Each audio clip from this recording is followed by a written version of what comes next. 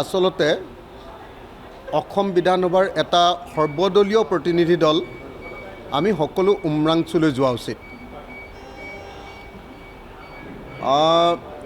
অসমৰ শ্ৰমিকসকল কয়লা খনিৰ গাঁতত সোমাই আছে আৰু অসম চৰকাৰে উদ্ধাৰৰ কোনো ব্যৱস্থা কৰা নাই। সৰ্বশেষত নিজে নিজে মৃতদেহবিলাক যেতিয়া উপঙি উঠিছে তেতিয়া কেৱল তেওঁলোকক গাঁতৰ পৰা উলিয়াই অনা হৈছে। মুখ্যমন্ত্ৰীয়ে নিজে কৈছিলে যে উমৰাংচুত 250টা এনেকুৱা ধৰণৰ ৰেথল মাইনিং আছে অবৈধ। কাৰ্বি আংলঙত তাতকৈ বহুত বেছি অবৈধ ৰেথল মাইনিং আছে। কিন্তু এই বিষয়বিলাকৰ ওপৰত এতিয়ালৈকে কোনো একশ্যন লোৱাৰ কোনো ব্যৱস্থা হোৱা নাই। সেইকাৰণে মই বাৰম্বাৰ প্ৰস্তাৱ দি আহিছোঁ যে অসম বিধানসভাৰ সৰ্বদলীয় প্ৰতিনিধি দল আচলতে গোটেই বিধানসভাখন আমি উমৰাংচুলৈ যোৱা উচিত আৰু শ্ৰমিকসকল উদ্ধাৰ নকৰা পৰ্যন্ত আমি তাত থকা উচিত। সকলো শ্ৰমিকক তাৰ পৰা উদ্ধাৰ নকৰা পৰ্যন্ত অসম বিধানসভাৰ সকলো সদস্য মোৰ মতে তাত থকা উচিত।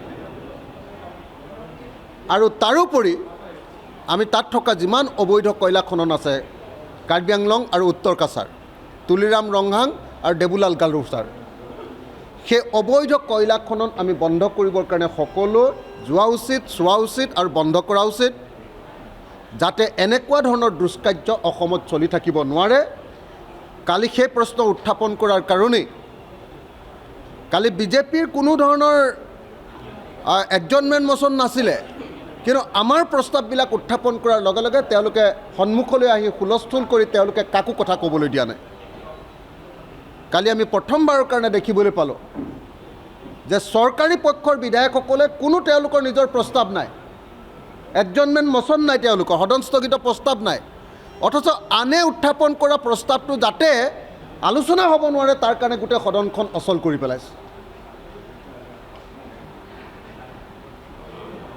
অধ্যক্ষ ডাঙৰীয়ায়ো আমি দেখিছোঁ যে আমি যদি সেইডোখৰলৈ যাওঁ তেতিয়াহ'লে গোটেই মহাভাৰত অশুদ্ধ হৈ যায়। কিন্তু কালি যেতিয়া প্ৰথমতে চৰকাৰী পক্ষৰ মানুহে গৈ সেই হুলস্থুল কৰিছে তেওঁলোকক কিন্তু কালি সদনৰ পৰা উলিয়াই দিয়াৰ ব্যৱস্থা গ্ৰহণ কৰা নাই। আচলতে অসম বিধানসভাৰ এটা সৰ্বদলীয় প্ৰতিনিধি দল আমি সকলো উমৰাংচুলৈ যোৱা উচিত। অসমৰ শ্ৰমিকসকল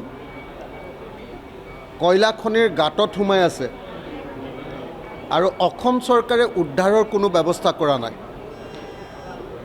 সৰ্বশেষত নিজে নিজে মৃতদেহবিলাক যেতিয়া উপঙি উঠিছে তেতিয়া কেৱল তেওঁলোকক গাঁতৰ পৰা উলিয়াই অনা হৈছে।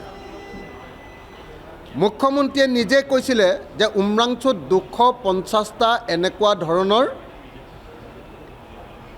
ৰেথল মাইনিং আছে অবৈধ। কাৰ্বি আংলঙত তাতকৈ বহুত বেছি অবৈধ ৰেথল মাইনিং আছে। কিন্তু এই বিষয়বিলাকৰ ওপৰত এতিয়ালৈকে কোনো একশ্যন লোৱাৰ কোনো ব্যৱস্থা হোৱা নাই।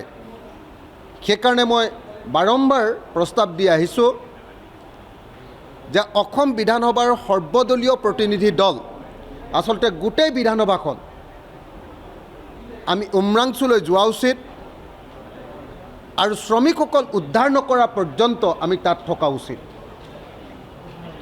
সকলো শ্ৰমিকক তাৰ পৰা উদ্ধাৰ নকৰা পৰ্যন্ত অসম বিধানসভাৰ সকলো সদস্য মোৰ মতে তাত থকা উচিত। আৰু তাৰোপৰি আমি তাত থকা যিমান অবৈধ কয়লা খনন আছে কাৰ্বি আংলং আৰু উত্তৰ কাছাৰ, তুলিৰাম ৰংহাং আৰু দেবুলাল গালুছাৰ, সেই অবৈধ কয়লা খনন আমি বন্ধ কৰিবৰ কাৰণে সকলো যোৱা উচিত, চোৱা উচিত আৰু বন্ধ কৰা উচিত, যাতে এনেকুৱা ধৰণৰ দুষ্কাৰ্য অসমত চলি থাকিব নোৱাৰে। কালি সেই প্ৰশ্ন উত্থাপন কৰাৰ কাৰণেই কালি বিজেপিৰ কোনো ধৰণৰ এডজৰ্ণমেণ্ট মোচন নাছিলে, কিন্তু আমাৰ প্ৰস্তাৱবিলাক উত্থাপন কৰাৰ লগে লগে তেওঁলোকে সন্মুখলৈ আহি হুলস্থুল কৰি তেওঁলোকে কাকো কথা ক'বলৈ দিয়া নাই। কালি আমি প্ৰথমবাৰৰ কাৰণে দেখিবলৈ পালোঁ যে চৰকাৰী পক্ষৰ বিধায়কসকলে কোনো তেওঁলোকৰ নিজৰ প্ৰস্তাৱ নাই, এডজৰ্ণমেণ্ট মোচন নাই, তেওঁলোকৰ সদন স্থগিত প্ৰস্তাৱ নাই, অথচ আনে উত্থাপন কৰা প্ৰস্তাৱটো যাতে আলোচনা হ'ব নোৱাৰে তাৰ কাৰণে গোটেই সদনখন অচল কৰি পেলাইছে। অধ্যক্ষ ডাঙৰীয়াইও আমি দেখিছোঁ যে আমি যদি সেইডোখৰলৈ যাওঁ তেতিয়াহ'লে গোটেই মহাভাৰত অশুদ্ধ হৈ যায়। কিন্তু কালি যেতিয়া প্ৰথমতে চৰকাৰী পক্ষৰ মানুহে গৈ সেই হুলস্থুল কৰিছে তেওঁলোকক কিন্তু কালি সদনৰ পৰা উলিয়াই দিয়াৰ ব্যৱস্থা গ্ৰহণ কৰা নাই।